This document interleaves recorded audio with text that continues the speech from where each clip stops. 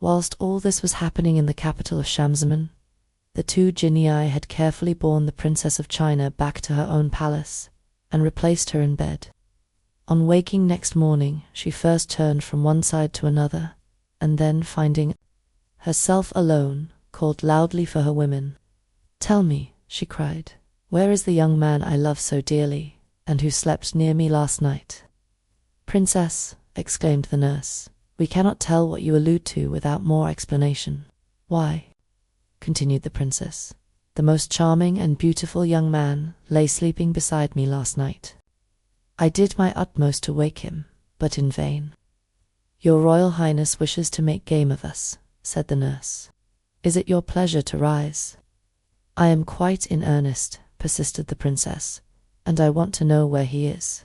"But, princess," expostulated the nurse, "we left you quite alone last night, and we have seen no one enter your room since then."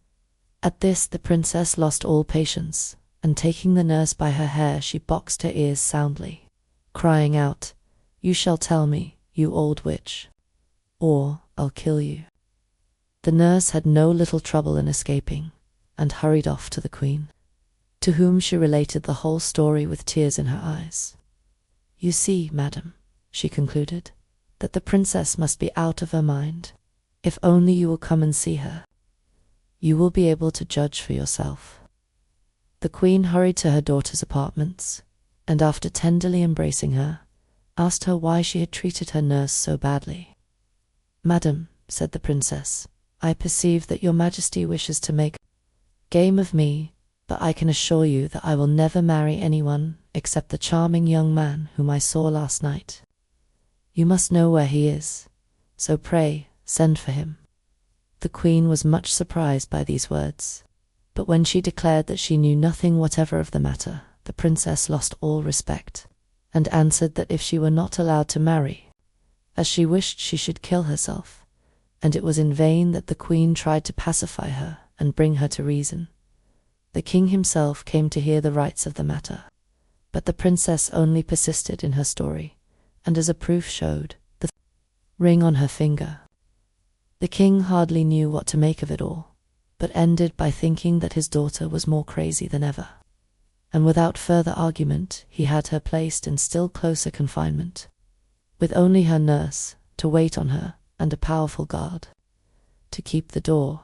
Then he assembled his council, and having told them the sad state of things, added, "If any of you can succeed in curing the princess, I will give her to him in marriage, and he shall be my heir." An elderly emir present, fired with the desire to possess a young and lovely wife and to rule over a great kingdom, offered to try the magic arts with which he was acquainted. "You are welcome to try," said the king, "but I make one condition, which is, that should you fail, you will lose your life."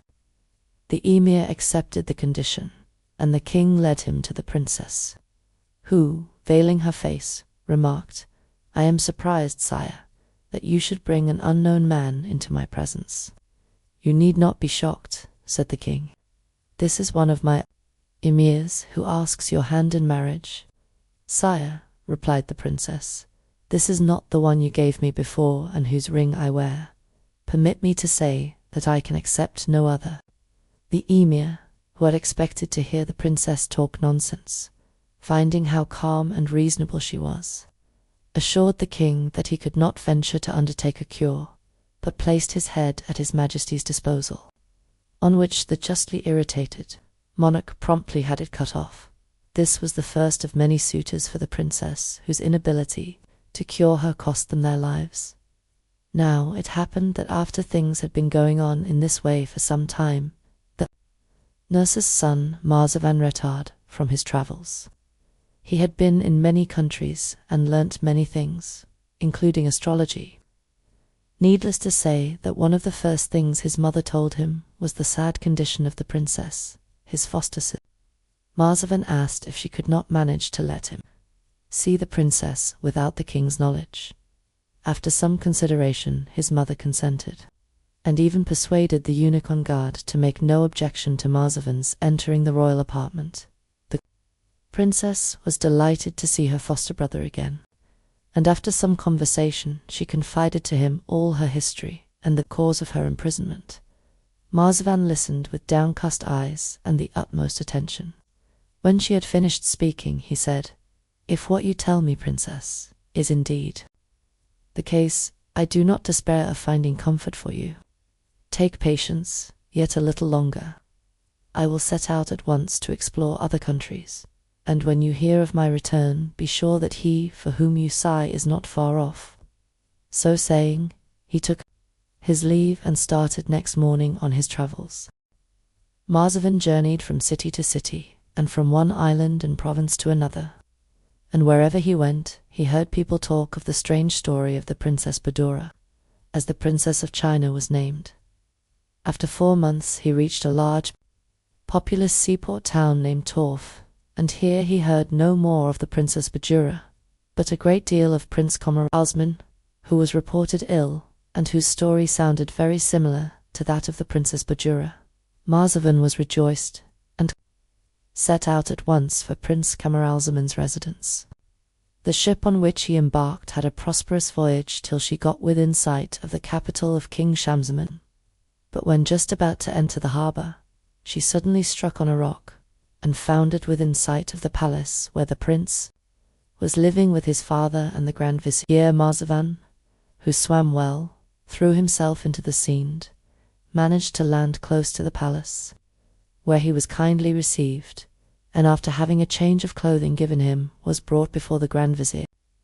The Vizier was at once attracted by the young man's superior air and intelligent conversation, and perceiving that he had gained much experience in the course of his travels, he said, "Ah, how I wish you had learnt some secret which might enable you to cure a malady which has plunged this court into affliction for some time past."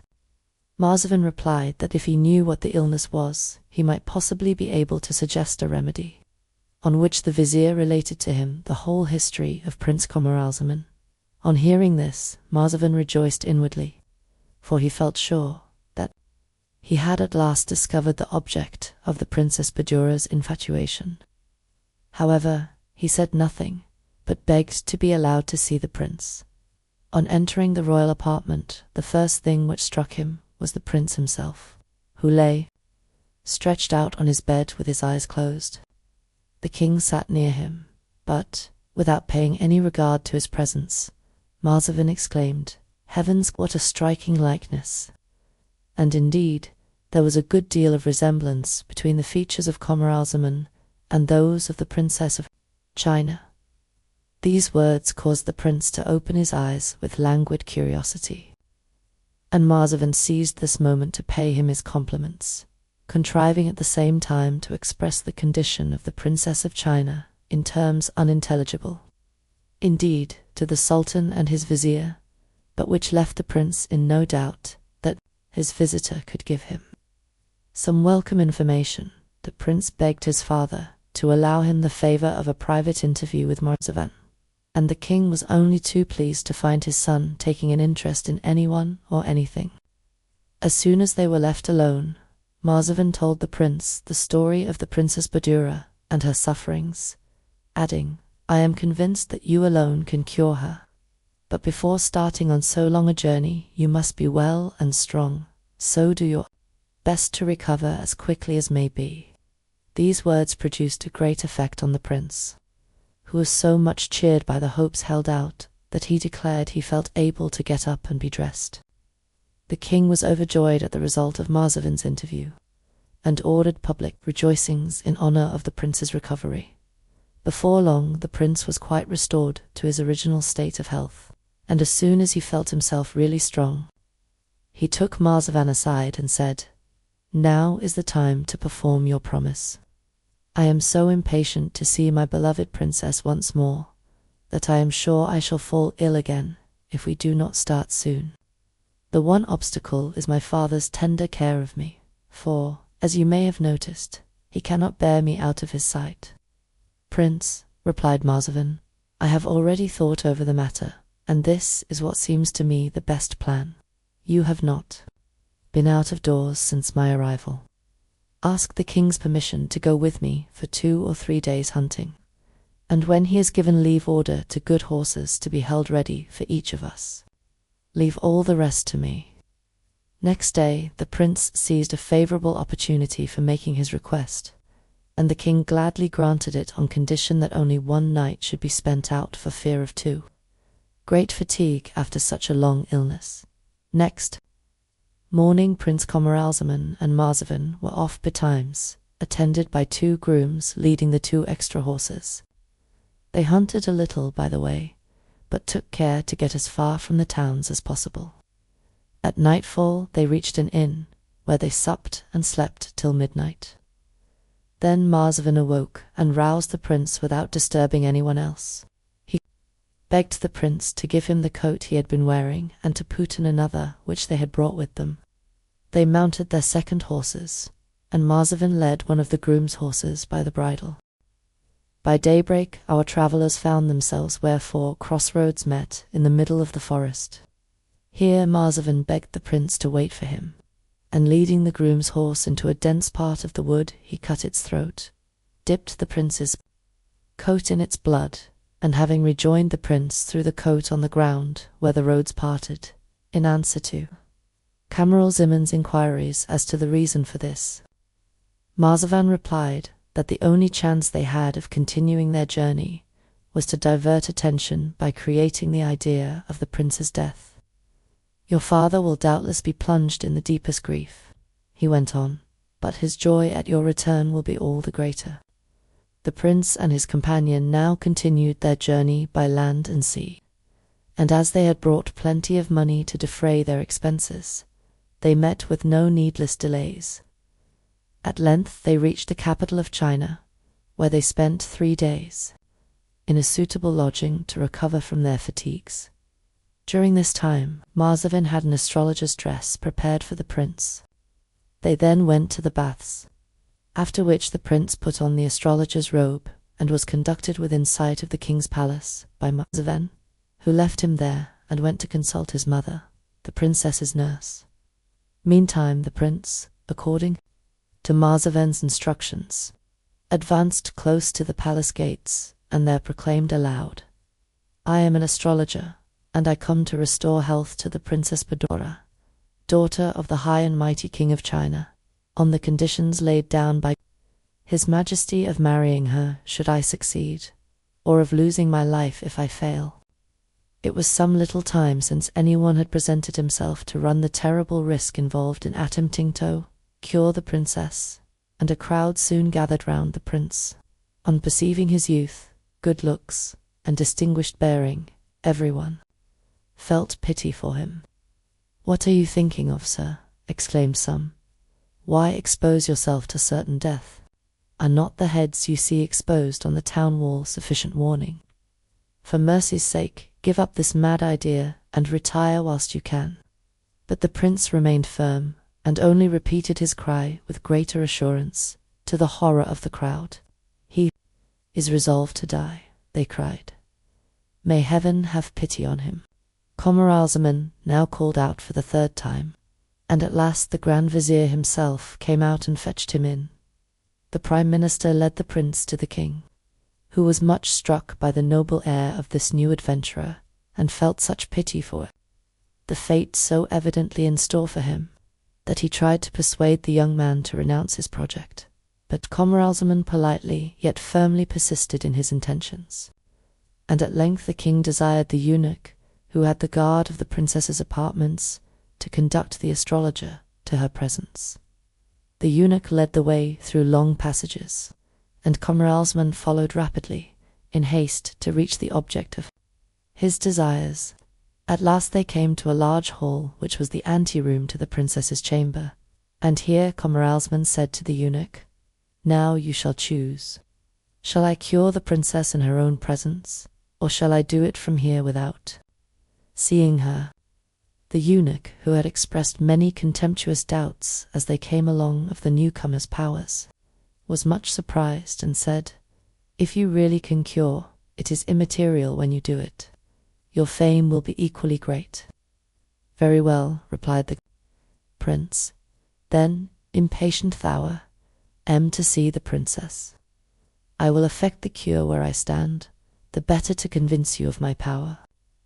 He accordingly drew out his writing case and wrote as follows: "Adorable Princess, the enamored Camaralzaman has never forgotten the moment when, contemplating your sleeping beauty, he gave you his heart. As he was at that time deprived of the happiness of conversing with you, he ventured to give you his ring as a token of his love, and to take yours in exchange, which he now encloses in this letter. Should you deign to return it to him, he will be the happiest of mortals. If not, he will cheerfully resign himself to death, seeing he does so for love of you. He awaits your reply in your anteroom." Having finished this note, the prince carefully enclosed the ring in it without letting the eunuch see it, and gave him the letter, saying, "Take this to your mistress, my friend, and if on reading it, and seeing its contents, she is not instantly cured, you may call me an impudent impostor." The eunuch at once passed into the princess's room, and handing her the letter said, "Madam, a new astrologer has arrived, who declares that you will be cured. As soon as you have read this letter and seen what it contains." The princess took the note and opened it with languid indifference. But no sooner did she see her ring than, barely glancing at the writing, she rose hastily and with one bound reached the doorway and pushed back the hangings. Here she and the prince recognized each other, and in a moment they were locked in each other's arms, where they tenderly embraced, wondering how they came to meet at last after so long a separation. The nurse, who had hastened after her charge, drew them back to the inner room, where the princess restored her ring to "Take it back," she said. "I could not keep it without returning yours to you, and I am resolved to wear that as long as I live." Meantime the eunuch had hastened back to the king. "Sire," he cried, "all the former doctors and astrologers were mere quacks. This man has cured the princess without even seeing her." He then told all to the king, who, overjoyed, hastened to his daughter's apartments, where, after embracing her, he placed her hand in that of the prince, saying, "Happy stranger, I keep my promise, and give you my daughter to wife, be you who you may. But, if I am not much mistaken, your condition is above what you appear to be."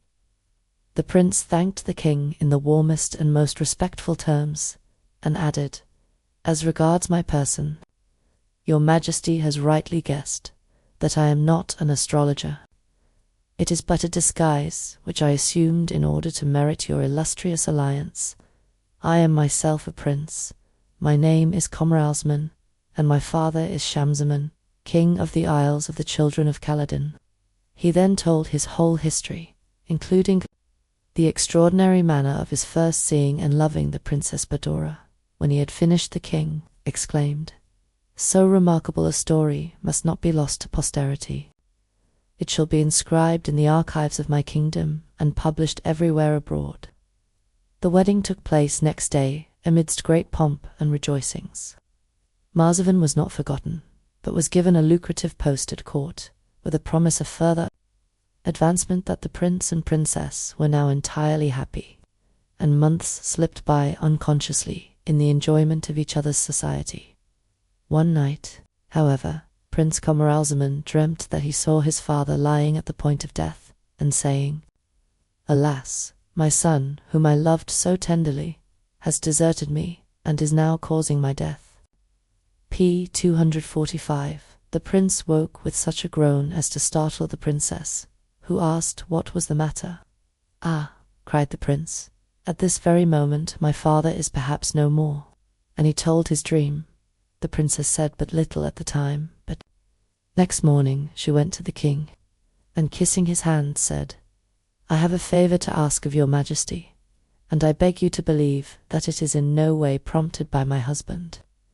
It is that you will allow us both to visit my father-in-law, King Sorry though the king felt at the idea of parting with his daughter, he felt her request to be so reasonable that he could not refuse it, and made but one condition, which was that she should only spend 1 year at the court of King Shamzaman, suggesting that in future the young couple should visit their respective parents alternately. the princess brought this good news to her husband, who thanked her tenderly for this fresh proof of her affection. All preparations for the journey were now pressed forwards, and when all was ready, the king accompanied the travellers for some days, after which he took an affectionate leave of his daughter, and charging the prince to take every care of her, returned to his capital. The prince and princess journeyed on, and at the end of a month reached a huge meadow, interspersed with clumps of big trees, which cast a most pleasant shade. As the heat was great, Camaralzaman thought it well to encamp in this cool spot. Accordingly the tents were pitched, and the princess entering hers, whilst the prince was giving his further orders, removed her girdle, which she placed beside her, and desiring her women to leave her, lay down and was soon asleep. When the camp was all in order, the prince entered the tent, and seeing the princess asleep, he sat down near her without speaking. His eyes fell on the girdle, which took up, and whilst inspecting the precious stones set in it, he noticed a little pouch sewn to the girdle and fastened by a loop. He touched it and felt something hard within. Curious as to what this might be, he opened the pouch and found a cornelian engraved with various figures and strange characters. This cornelian must be something very precious, thought he, or my wife would not wear it on her person with so much care. In truth, it was a talisman which the Queen of China had given her daughter, telling her it would ensure her happiness as long as she carried it about her. The better to examine the stone, the prince stepped to the open doorway of the tent. As he stood there, holding it in the open palm of his hand, a bird suddenly swooped down, picked the stone up in its beak, and flew away with it. Imagine the prince's dismay at losing a thing by which his wife evidently set such store. The bird, having secured its prey, flew off some yards and alighted on the ground, holding the talisman in its beak. Prince Camaralzaman advanced, hoping the bird would drop it, but as soon as he approached, the thief fluttered on a little further still. He continued his pursuit till the bird suddenly swallowed the stone and took a longer flight than before. The prince then hoped to kill it with a stone, but the more hotly he pursued, the further flew the bird. In this fashion he was led on by hill and dale through the entire day, and when night came, the tiresome creature roosted on the top of a very high tree where it could rest in safety. The prince, in despair at all his useless trouble, began to think whether he had better return to the camp. But, thought he, how shall I find my way back? Must I go uphill or down? I should certainly lose my way in the dark, even if my strength held out. Overwhelmed by hunger, thirst, fatigue, and sleep, he ended by spending the night at the foot of the tree. Next morning Camaralzaman woke up before the bird left its perch, and no sooner did it take flight than he followed it again with as little success as the previous day, only stopping to eat some herbs and fruit he found by the way. In this fashion he spent 10 days, following the bird all day and spending the night at the foot of a tree, whilst it roosted on the topmost bough. On the 11th day the bird and the prince reached a large town, and as soon as they were close to its walls, the bird took a sudden and higher flight, and was shortly completely out of sight, whilst Camaralzaman felt in despair at having to give up all hopes of ever recovering the talisman of the Princess Badoura. Much cast down, he entered the town, which was built near the sea and had a fine harbour. He walked about the streets for a long time, not knowing where to go, but at length, as he walked near the seashore, he found a garden door open and walked in. The gardener, a good old man who was at work, happened to look up, and, seeing a stranger, whom he recognized by his dress as a Mussulman, he told him to come in at once and to shut the door. Camaralzaman did as he was bid, and inquired why this precaution was taken. "Because," said the gardener, "I see that you are a stranger and a Mussulman, and this town is almost entirely inhabited by idolaters who hate and persecute all of our faith.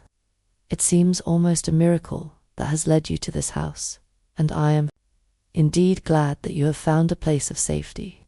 Camaralzaman warmly thanked the kind old man for offering him shelter, and was about to say more, but the gardener interrupted him with, "Leave compliments alone.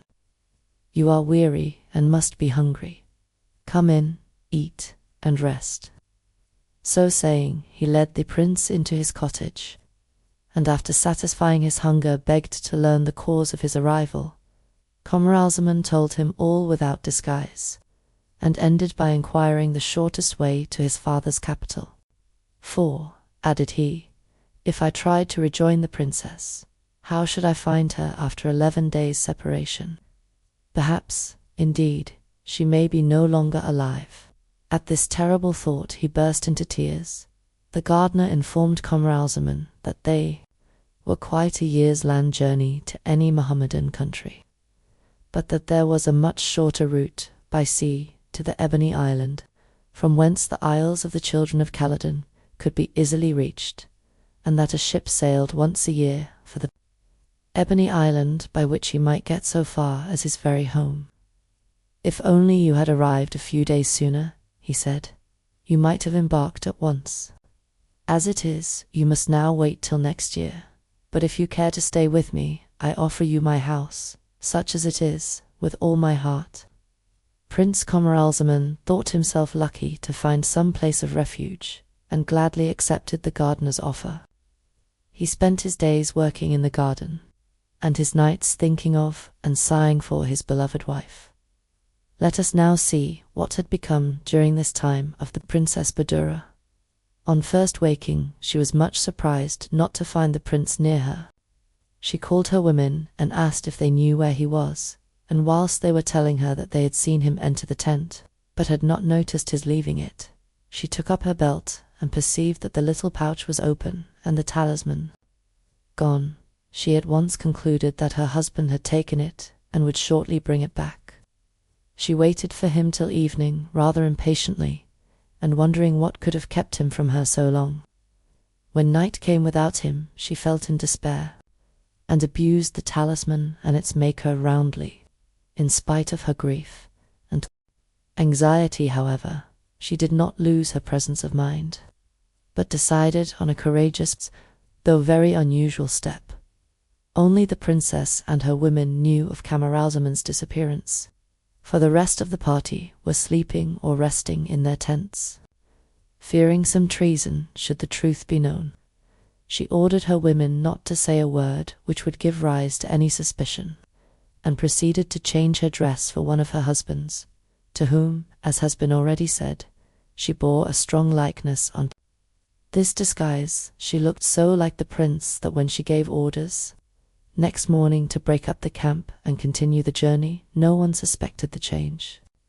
She made one of her women enter her litter, whilst she herself mounted on horseback, and the march began. After a protracted journey by land and sea, the princess, still under the name and disguise of Prince Camaralzaman, arrived at the capital of the Ebony Island, whose king was named Anos. No sooner did the king hear that the ship, which was just in port, had on board the son of his old friend and ally, than he hurried to meet the supposed prince, and had him and his retinue brought to the palace, where they were lodged and entertained sumptuously. After 3 days, finding that his guest, to whom he had taken a great fancy, talked of continuing his journey, King Armano said to him, "Prince, I am now an old man, and unfortunately have no son to whom to leave my kingdom. It has pleased heaven to give me only one daughter, who possesses such great beauty and charm that I could only give her to a prince as highly born and as accomplished as yourself. Instead, therefore, of returning to your own country, take my daughter and my crown and stay with us. I shall feel that I have a worthy successor, and shall cheerfully retire from the fatigues of government." The king's offer was naturally rather embarrassing to the Princess Badoura. She felt that it was equally impossible to confess that she had deceived him, or to refuse the marriage on which he had set his heart, a refusal which might turn all his kindness to hatred and persecution. All things considered, she decided to accept, and after a few moments' silence, said with a blush, which the king attributed to modesty, "Sire, I feel so great an obligation for the good opinion your majesty has expressed for my person, and of the honor you do me, that, though I am quite unworthy of it, I dare not refuse. But, sire, I can only accept such an alliance if you give me your promise to assist me with your counsels." The marriage being thus arranged, the ceremony was fixed for the following day, and the princess employed the intervening time in informing the officers of her suite of what had happened, assuring them that the Princess Badoura had given her full consent to the marriage. She also told her women, and bade them keep her secret well. King Armanos, delighted with the success of his plans, lost no time in assembling his court and council, to whom he presented his successor, and placing his future son-in-law on the throne made everyone do homage and take oaths of allegiance to the new king. At night the whole town was filled with rejoicings, and with much pomp the Princess Hyatelmphis, this was the name of the king's daughter, was conducted to the palace of the Princess Badoura. Now, Badoura had thought much of the difficulties of her first interview with King Armanos's daughter, and she felt the only thing to do was at once to take her into her confidence. Accordingly, as soon as they were alone, she took Hyatelmphis by the hand and said, "Princess, I have a secret to tell you, and must throw myself on your mercy. I am not Prince Camaralzaman, but a princess like yourself and his wife, and I beg you to listen to my story. Then I am sure you will forgive my imposture in consideration of my sufferings." She then related her whole history, and at its close, Hyatelmphis embraced her warmly, and assured her of her entire sympathy and affection. The two princesses now planned out their future action, and agreed to combine to keep up the deception and to let Badoura continue to play a man's part until such time as there might be news of the real Camaralzaman. Whilst these things were passing in the Ebony Island, Prince Camaralzaman continued to find shelter in the gardener's cottage in the town of the idolaters. Early one morning the gardener said to the prince, "Today is a public holiday, and the people of the town not only do not work themselves, but forbid others to do so. You had better therefore take a good rest, whilst I go to see some friends. And as the time is near for the arrival of the ship of which I told you, I will make inquiries about it, and try to bespeak a passage for you." He then put on his best clothes and went out, leaving the prince, who strolled into the garden and was soon lost in thoughts of his dear wife and their sad separation. As he walked up and down, he was suddenly disturbed in his reverie by the noise two large birds were making in a tree.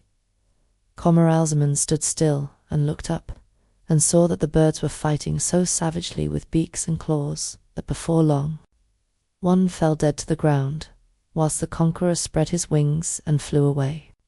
Almost immediately, two other larger birds, who had been watching the duel, flew up and alighted, one at the head and the other at the feet of the dead bird. They stood there some time, sadly shaking their heads, and then dug up a grave with their claws, in which they buried him. As soon as they had filled in the grave, the two flew off, and ere long returned, bringing with them the murderer, whom they held, one by a wing and the other by a leg with their beaks, screaming and struggling with rage and terror. But they held tight, and having brought him to his victim's grave, they proceeded to kill him, after which they tore open his body, scattered the inside, and once more flew away. The prince, who had watched the whole scene with much interest, now drew near the spot where it happened, and glancing at the dead bird, he noticed something red lying near, which had evidently fallen out of its inside. He picked it up, and what was his surprise when he recognized the Princess Badoura's talisman, which had been the cause of many misfortunes. It would be impossible to describe his joy. He kissed the talisman repeatedly, wrapped it up, and carefully tied it round his arm. For the first time since his separation from the princess, he had a good night, and next morning he was up at daybreak and went cheerfully to ask what work he should do. The gardener told him to cut down an old fruit tree which had quite died away, and Camaralzaman took an axe and fell to vigorously. As he was hacking at one of the roots, the axe struck on something hard. On pushing away the earth, he discovered a large slab of bronze, under which was disclosed a staircase with 10 steps. He went down them and found himself in a roomy kind of cave in which stood 50 large bronze jars, each with a cover on it. The prince uncovered one after another and found them all filled with gold dust.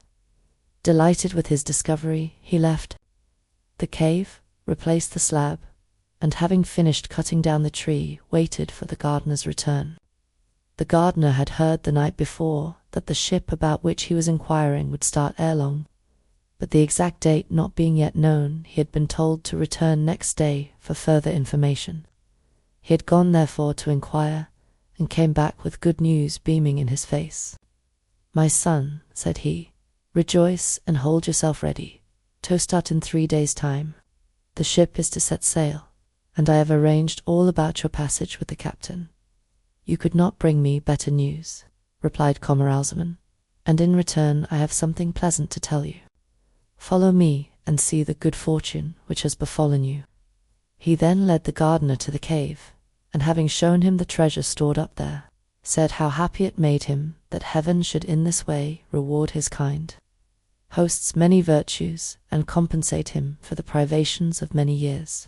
"What do you mean?" asked the gardener. "Do you imagine that I should appropriate this treasure?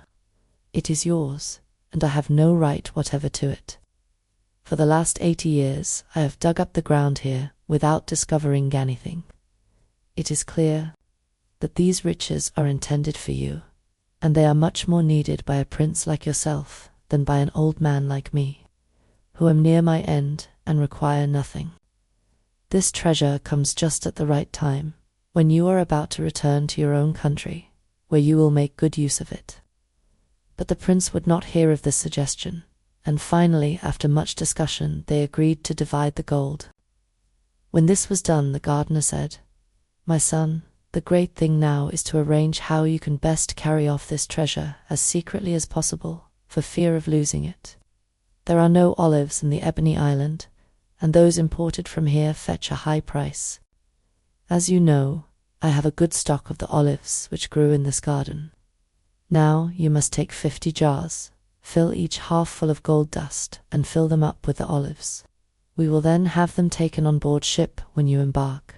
The prince took this advice, and spent the rest of the day filling the 50 jars, and fearing lest the precious talisman might slip from his arm and be lost again, he took the precaution of putting it in one of the jars, on which he made a mark so as to be able to recognize it. When night came, the jars were all ready, and the prince and his host went to bed. Whether in consequence of his great age, or of the fatigues and excitement of the previous day, I do not know, but the gardener passed a very bad night. He was worse next day, and by the morning of the 3rd day was dangerously ill. At daybreak, the ship's captain and some of his sailors knocked at the garden door and asked for the passenger who was to embark. "I am he," said Camaralzaman, who had opened the door. "The gardener who took my passage is ill and cannot see you, but please come in and take these jars of olives and my bag, and I will follow as soon as I have taken leave of him." The sailors did as he asked, and the captain before leaving charged Camaralzaman to lose no time, as the wind was fair, and he wished to set sail at once. As soon as they were gone, the prince returned to the cottage to bid farewell to his old friend, and to thank him once more for all his kindness. But the old man was at his last gasp, and had barely murmured his confession of faith when he expired. Camaralzaman was obliged to stay and pay him the last offices. So, having dug a grave in the garden, he wrapped the kind old man up and buried him. He then locked the door, gave up the key to the owner of the garden, and hurried to the quay only to hear that the ship had sailed long ago. After waiting 3 hours for him, it may well be believed that the prince felt in despair at this fresh misfortune, which obliged him to spend another year in a strange and distasteful country. Moreover, he had once more lost the Princess Badoura's talisman, which he feared he might never see again. There was nothing left for him but to hire the garden as the old man had done, and to live on in the cottage.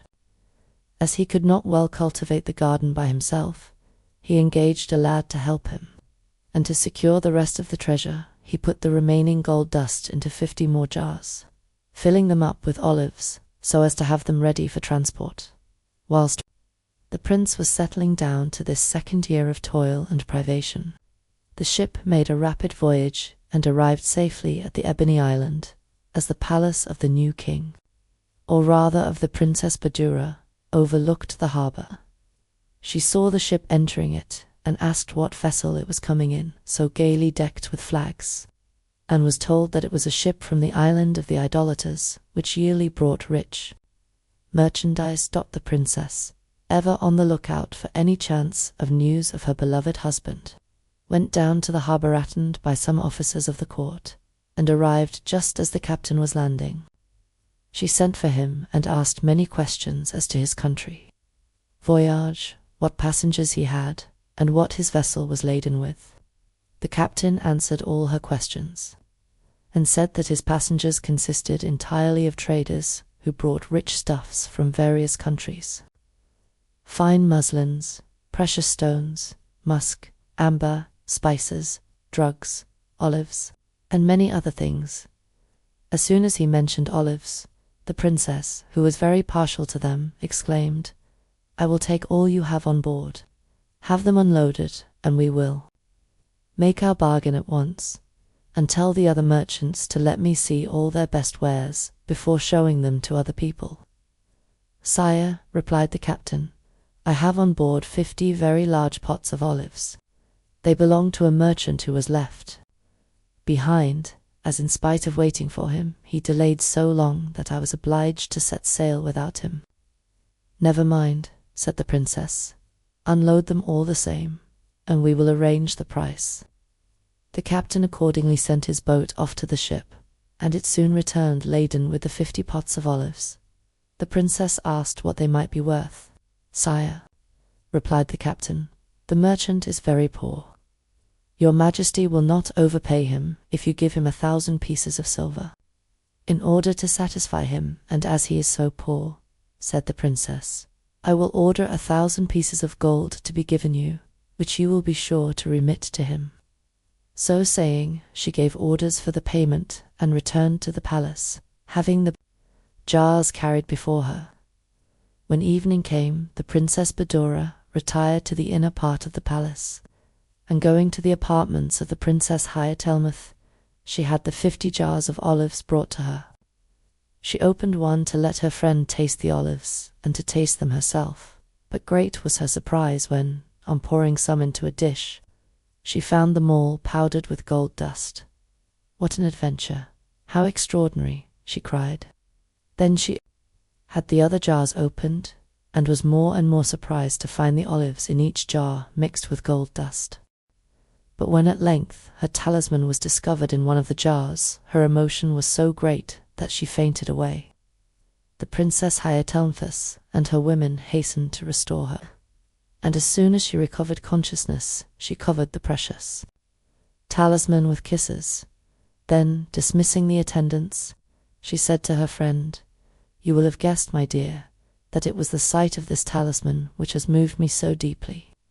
This was the cause of my separation from my dear husband, and now I am convinced it will be the means of our reunion." As soon as it was light next day, the Princess Badoura sent for the captain, and made further inquiries about the merchant who owned the olive jars she had bought. In reply, the captain told her all he knew of the place where the young man lived, and how, after engaging his passage, he came to be left behind. "If that is the case," said the princess, "you must set sail at once and go back for him. He is a debtor of mine and must be brought here at once, or I will confiscate all your merchandise. I shall now give orders to have all the warehouses where your cargo is placed under the royal seal, and they will only be opened when you have brought me the man I ask for." Go at once and obey my orders." The captain had no choice but to do as he was bid. So hastily provisioning his ship, he started that same evening on his return voyage. When, after a rapid passage, he gained sight of the island of idolaters, he judged it better not to enter the harbour, but casting anchor at some distance, he embarked at night in a small boat with 6 active sailors, and landed near Camaralzaman's cottage. The prince was not asleep, and as he lay awake moaning over all the sad events which had separated him from his wife, he thought he heard a knock at the garden door.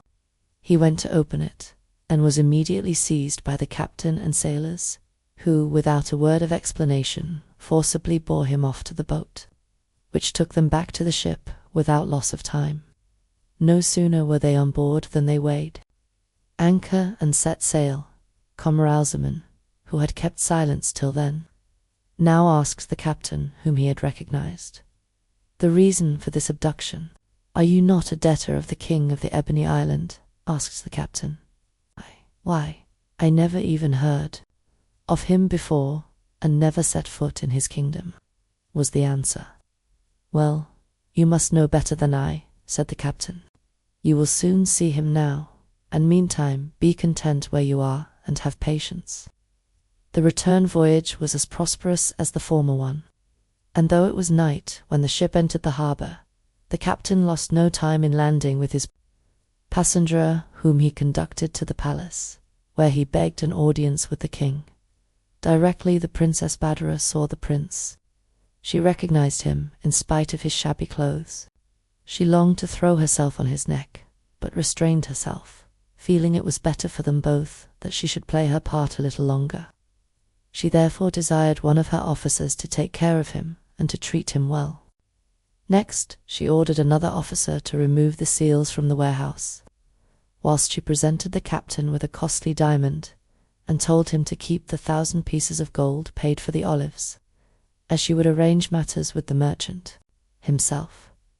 She then returned to her private apartments, where she told the Princess Hayatelemfes all that had happened, as well as her plans for the future, and begged her assistance, which her friend readily promised.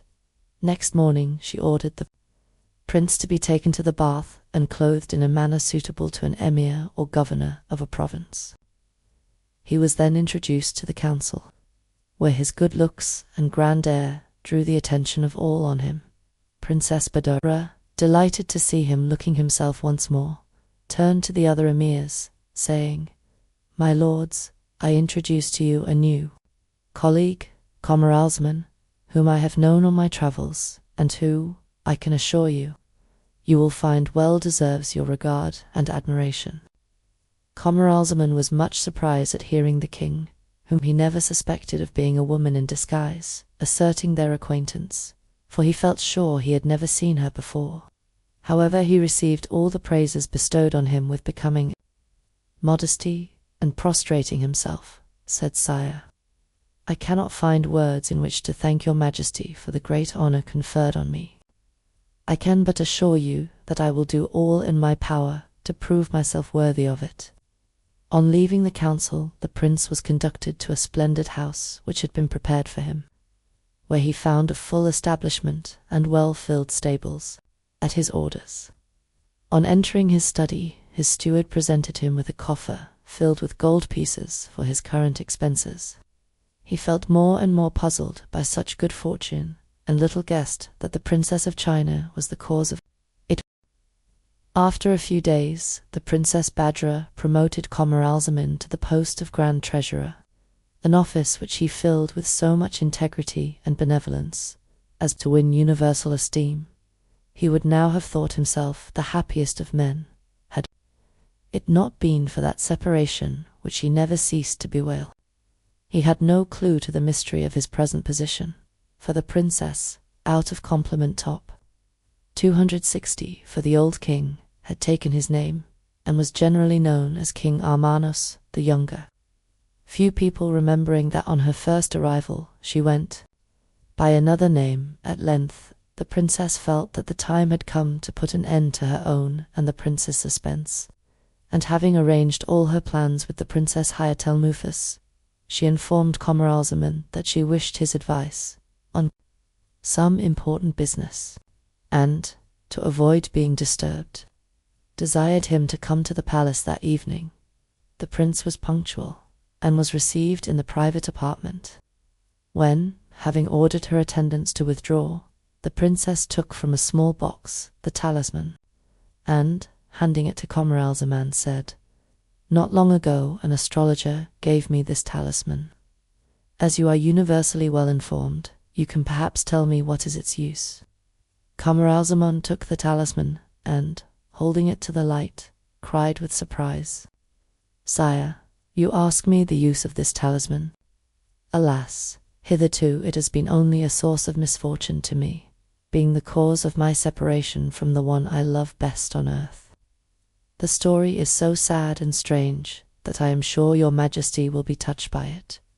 If you will permit me to tell it you, I will hear it some other time," replied the princess. "Meanwhile, I fancy it is not quite unknown to me. Wait here for me. I will return shortly."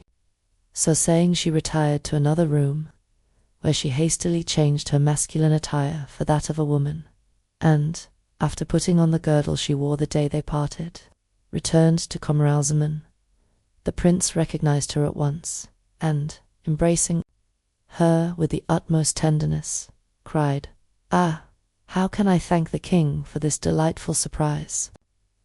"Do not expect ever to see the king again," said the princess, as she wiped the tears of joy from her eyes. "In me you see the king. Let us sit down, and I will tell you all about it."